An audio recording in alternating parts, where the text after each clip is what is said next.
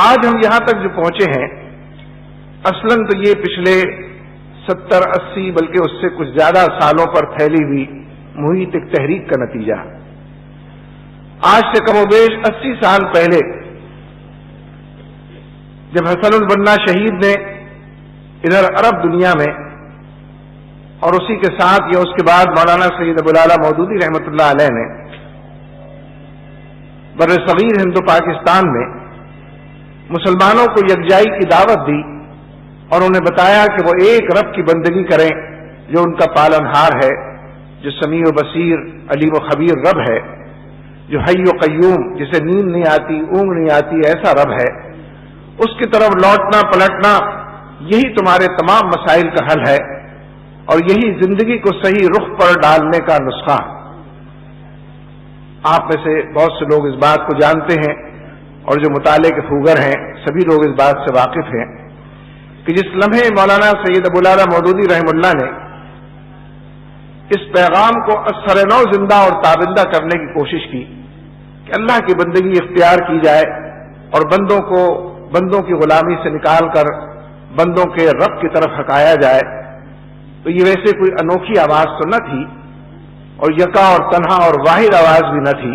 ایسی آوازیں بہت سی موجود تھیں، لیکن مولانا سید ابو الاعلی مودودی رحمۃ اللہ علیہ نے دراصل اس آواز کو بلند کر کے یہ چاہا کہ ایسے سارے لوگ کہ جو اس آواز پر لبیک کہتے ہوں ان کو منظم کیا جائے اور منظم جد و جہد کے لیے آمادہ کیا جائے۔ انہوں نے ہی معاشرے کی اس مرض کی نشاندہی کی اور تجزیہ کیا کہ ہم جس معاشرے کے اندر رہتے ہیں یہ معاشرہ اصلاً مسلمانوں کا ایک سیکولر معاشرہ ہے جا بجا۔ اس وقت تو غیر منقسم ہندوستان میں مسلمان اقلیت میں تھے، لیکن اب جس معاشرے کے اندر ہم رہتے ہیں اس معاشرے کا بھی المیہ یہ ہے کہ یہاں رہنے اور بسنے والے تو سارے ہی مسلمان ہیں، لیکن جو معاشرہ انہوں نے قائم کیا ہوا ہے یہ مسلمانوں کا اسلامی معاشرہ نہیں ہے، مسلمانوں کا ایک سیکولر معاشرہ۔ اسی لیے صورتحال یہ ہے کہ یہاں حلال کمانا مشکل ہے، حرام کمانا آسان ہے۔ اگر یہ اسلامی معاشرہ ہوتا تو یہاں حرام کمانا ناممکن ہوتا، حلال ہی کے سارے مواقع اور ذرائع لوگوں کو میسر آتے۔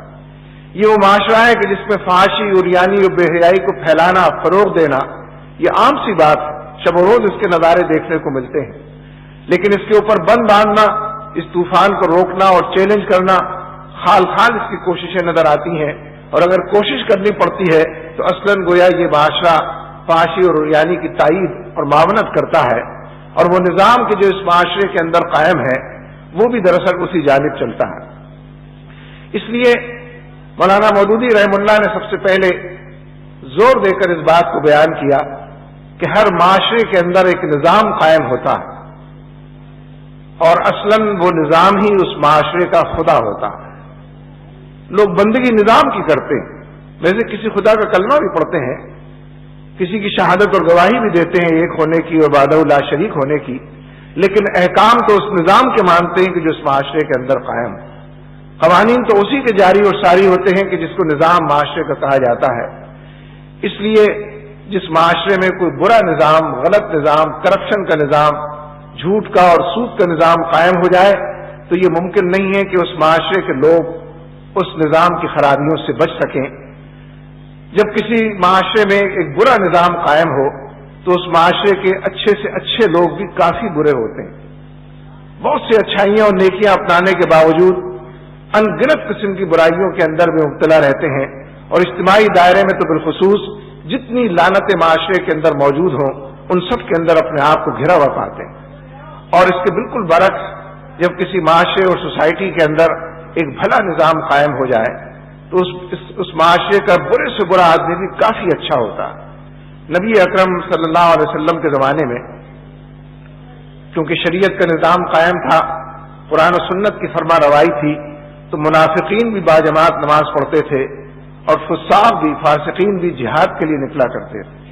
ہم جس معاشرے کی اس وقت بات کر رہے ہیں یہاں پر اگر کوئی آج عابد و زاہد بن کر جہاد کے لیے کوشاں ہو تو لوگ دہشت گرد سمجھ کر اس کو پکڑ لیں گے، القاعدہ سے اس کا تعلق ثابت کر دکھائیں گے اور بالآخر اس کو کیوبا اور امریکہ بھیج دیں گے۔ یعنی ایک برے معاشرے کے اندر بھلا بننا،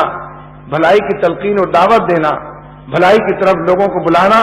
اس کا مجسمہ بن کر لوگوں کے درمیان پیش ہونا، یہ ایک بہت بڑا عیب اور خرابی ہو جاتی ہے، اس لیے کہ نظام اس کی اجازت نہیں دیتا،